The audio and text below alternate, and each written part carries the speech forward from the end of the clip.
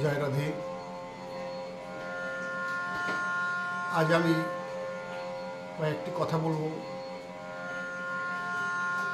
যেটা নিয়ে আমাকে বিগত বেশ কিছুদিন থেকেই অনেকেই বলছে। অনেকে লাইভে এসে অনেক কৃষ্ণ কথা, হরি কথা, গৌর কথা বলে। আমাকে অনেকেই বলছে, দাদা সরকারবাবু, আপনি যদি দু চারটে কথা বলেন, আমাদের জানবার খুব ইচ্ছা হয়। এই নাস্তিক আর আস্তিক, একটা নাস্তিকবাদ, একটা হচ্ছে আস্তিকবাদ। এই নাস্তিকবাদ আর আস্তিকবাদ সম্পর্কে যদি আপনি দু চারটে কথা বলতেন, তাই আমি তাদের উদ্দেশ্যেই আজ, আপনারা আমাকে সবাই অনেকেই চেনেন, আমরা পিতা পুত্র সম্প্রদায় কবি গান গেয়ে থাকি। আমার কনিষ্ঠ পুত্র সম্রাট দাস ও একটা নূতন ইউটিউব চ্যানেল খুলেছে। আপনারা অনেকেই সেই চ্যানেলটিকে সাবস্ক্রাইব করেছেন, অনেকে দেখছেন। এবং আমি এটা বলবো যে মাঝে মধ্যে হয়তো আমি এসে দু চারটি কৃষ্ণ কথা, হরি কথা বলবো, আপনারা শুনতে পাবেন। তবে আজকে যে নাস্তিকবাদ আর আস্তিকবাদ সম্পর্কে যে কথা, মূলত একটা কথা হচ্ছে, কে কোনভাবে বিশ্লেষণ করে বলবে, কে কীভাবে বলবে বা কীভাবে নেবে, আমি তা জানি না। তবে আমার ব্যক্তিগত অভিমত, এই যে আমরা নাস্তিকবাদ বলি, মূলত নাস্তিকবাদ বলে আমি এটাকে গ্রহণ করি না। কারণ মানুষ হচ্ছে সর্বশ্রেষ্ঠ। মানুষের বোঝার শক্তি, জানার শক্তি, দেখার শক্তি, বলার শক্তি সমস্ত পরিপূর্ণ, সেখানে কোনো ঘাটতি নেই। তা মানুষই যদি আমি নাস্তিকবাদ মেনে নেই, সেটা মনে হয় আমার কাম্য নয়। কারণ হচ্ছে, নাস্তিকবাদ কাকে বলে, আগে এটা হবে চিন্তা করতে হবে। অনেকে বলে আমি ধর্ম নিরপেক্ষ। আচ্ছা, ধর্ম নিরপেক্ষ কী করে হয়? তাহলে ধর্ম আমি মানি না, তাই তো? তাহলে ধর্ম যদি যারা না মানে, আপনারা জানেন জ্ঞানবাণী, ধর্ম যে না মানে, তাহলে তো তার পিতা মাতাকেও সে মানে না। কারণ পিতা মাতাকে মান্যতা দেওয়া মানেই তার একটা ধর্ম। তাহলে যদি পিতা মাতাকে মানে, সে কি করে নাস্তিক হবে? কারণ মানুষ হচ্ছে সর্বশ্রেষ্ঠ। মানুষ যার যার পিতা মাতাকে সম্মান করে, শ্রদ্ধা করে, ভক্তি করে। সেই মানুষই যদি মানুষ বলে যে আমি নাস্তিক, আমি এই সমস্ত ধর্ম মানি না। আচ্ছা, ধর্ম যদি না মানে, তাহলে তার পিতা মাতাকেও সে মানে না। আর যদি পিতা মাতাকে না মানে, তাহলে সে কি করে মানুষ হয়? এখানে আপনারা বিচার করে দেখবেন, যারা পিতা মাতাকে মানে, তারা কিন্তু জগতের শ্রেষ্ঠ মানব হয়। পিতা মাতার পূজা দেওয়া হয়, পিতা মাতাকে ভালোবাসা হয়, তাদের শ্রদ্ধা জ্ঞানেই, তাদের গুরু জ্ঞানে পূজা দেয়। এখন যদি সে বলে যে আমি নাস্তিক, আমি এই সমস্ত ধর্ম ঠাকুর কিছু মানি না, তাহলে সে মানুষ হয়ে এই কর্ম যদি করে, তাহলে নিশ্চয়ই সে ধর্ম মানে।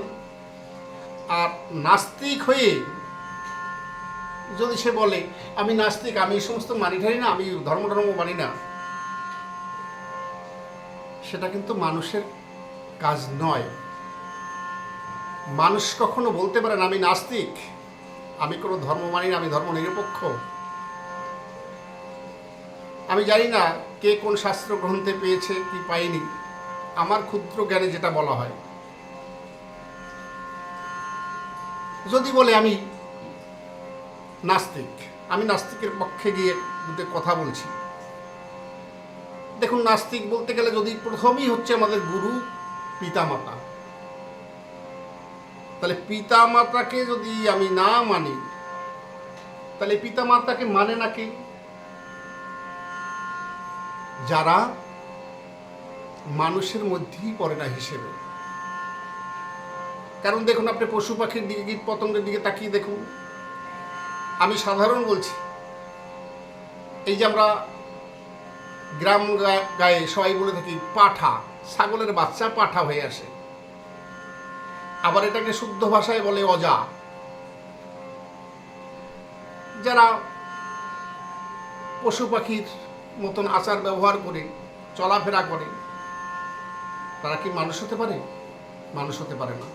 যদি মানুষ হয়, সে কিন্তু নিশ্চয়ই কখনো বলবে না আমি নাস্তিক। আজ যদি একটা পশুর বাচ্চা হয়, সে কিন্তু তার পিতামাতাকে কোনোদিন বুঝতে পারে না যে এ আমার পিতা, এ আমার মাতা। কতক্ষণ বোঝে? সে যখন বাচ্চা থাকে, কিন্তু যখনই সে প্রাপ্ত বয়স হয়ে যায়, তখন কিন্তু তার পিতামাতার আর জ্ঞান থাকে না। সে জানে না তার পিতাকে, তার মাতাকে, সেগুলো বিচার করে না। তা সেখানে দাঁড়িয়ে মানুষ হয়ে যদি এরকম ধরনের কথাবার্তা বলে যে আমি নাস্তিক, আমি এ সমস্ত শাস্ত্র গ্রন্থ ধর্ম টর্ম কিছু মানি না, তাহলে ধর্ম যদি নাই মানে, তাহলে সে তো পিতা মাতাকেও মানে না। তাহলে পিতা মাতাকে যখন সে মানে না, তাহলে সে তো মানুষের মধ্যে পড়ে না। মানুষ যদি হয়, সে অবশ্যই ধর্মকে মানে। কেউ বোঝে, কেউ বোঝে না। এইবার আমার ক্ষুদ্র জ্ঞান এটা বলে যে যদি কেউ বলে যে আমি ধর্ম নিরপেক্ষ, আমি নাস্তিক, তাহলে সে কখনো মানুষের মধ্যে উঠতে পারে না। কারণ মানুষের আকৃতি ধরলেই বা মানুষের আকৃতি পেলেই সে যে মানুষ তাও না। এখানেই আমার প্রশ্ন যে কখনো নাস্তিকবাদ বলে নিজেকে নিজে ছোট করাটা আমার মনে হয় খুব খারাপই মনে হয়। কারণ যে পিতা মাতা চেনে না, জানে না, বোঝে না, তারা যদি বলে আমি নাস্তিক, ঠিক আছে, কিন্তু সে মানুষের মধ্যে পড়তে পারে না। মানুষ হলে সে কখনো নাস্তিক হবে না। সে আস্তিকের মধ্যে থেকে পিতামাতাকে ভালোবাসবে, ঠাকুর দেবতাকে ভালোবাসবে। হ্যাঁ, এবার বিভিন্ন মানুষ বিভিন্নভাবে ঠাকুর দেবতার পূজা করে। কেউ মা কালীর পূজা করে, কেউ শিবের পূজা করে, কেউ কৃষ্ণের পূজা করে, কেউ গৌরহরির পূজা করে, কেউ হরিচাঁদ ঠাকুরের পূজা করে। বিভিন্ন মানুষ বিভিন্নভাবে পূজা অর্চনা করতে পারে। তাই বলে যদি আমি বলি যে আমি ধর্ম নিরপেক্ষ, আমি নাস্তিক, আমি কোনো ধর্ম মানি না, ধর্ম যদি না মানতে পারে, তাহলে তো তার পিতামাতাকে সে মানতে পারে না। আর পিতামাতাকে মানে না কারা? আমি আগেই বলেছি, এই জগতে পশু হয় যারা, পিতামাতাকে মানে না তারা। তাহলে যদি এবার আপনারা বিবেচনা করে দেখবেন যে মানুষ হয়ে পিতামাতাকে পূজা করা, পিতামাতাকে ভালোবাসা, সেটাই একটা ধর্ম। সেটা যদি ধর্ম হয়, তাহলে সে ধর্ম নিরপেক্ষ হয় না। সেটা যদি ধর্ম হয়, তাহলে সে নাস্তিক হতে পারল না। নাস্তিক হতে গেলে পরে কিন্তু আর তখন এই সমস্ত জাগতিক সম্পর্ক থেকে বিচ্যুতি হয়ে যেতে হবে।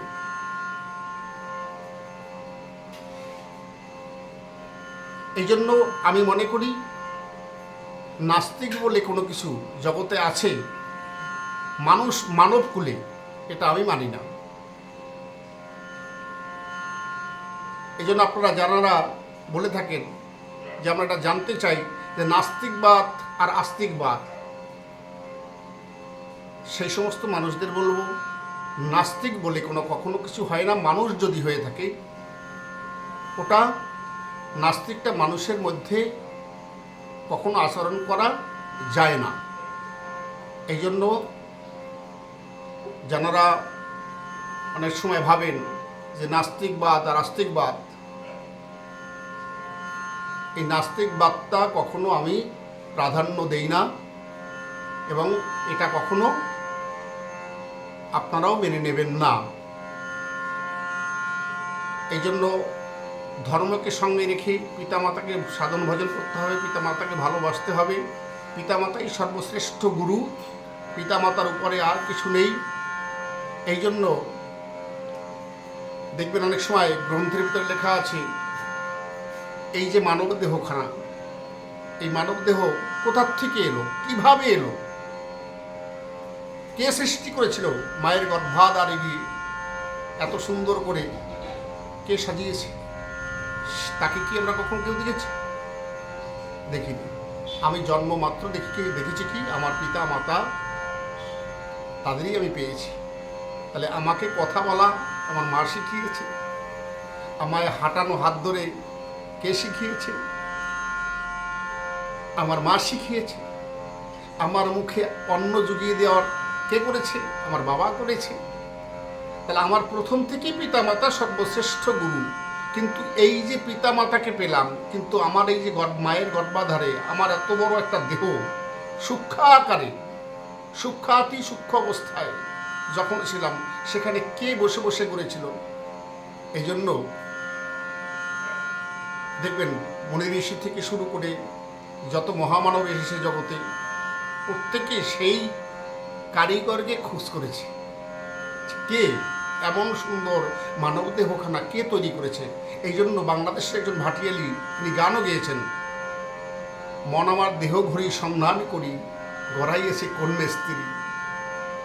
একদিন চাবি মাইরা দিল সাইরা, চাবি মাইরা, একদিন চাবি মাইরা দিল সাইরা, জনম ভরি ঘুরতে আছে জনম ভরি, মন আমার দেহ ঘড়ি, মন আমার দেহ ঘড়ি সন্ধানে করি, গড়াই আছে কোন মিস্ত্রি, মন আমার দেহ ঘড়ি। এই যে গান, এই যে দেহ ঘড়িটা কে তৈরি করেছে? আমরা এই ধর্ম মানব না। তাহলে কে তৈরি করেছে মায়ের গর্ভাধারে, তাকে জানবার জন্য কত মানুষ, কত যোগী ঋষি, কত মুনি ঋষি, কত মহামানব হাজার হাজার বছর পাহাড় পর্বতের গহ্বরে বসে সাধনা করেছে, করতেছে। আজকে আমি বলছি আমি নাস্তিক, আমি সমস্ত মানি না।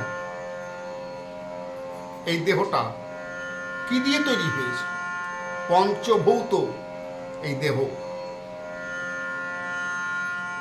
আমরা বলি মানুষ মারা গেছে, মানুষ মারা যায় না।